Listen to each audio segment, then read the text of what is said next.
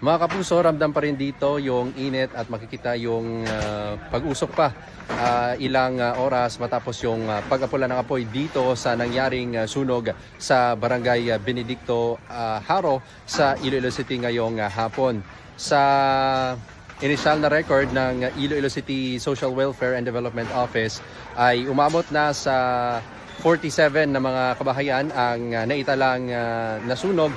Inaalam pa kung ilan dito yung totally at partially damaged. 65 na families daw initial sa record yung apektado ng nangyaring sunog.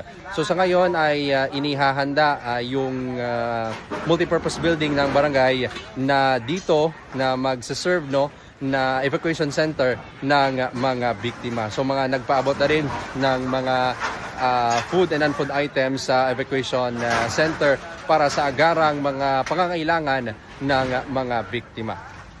Yan ang latest mula dito sa Iloilo City. Ako nyo kapuso, Kim Salinas ng GMA Regional TV.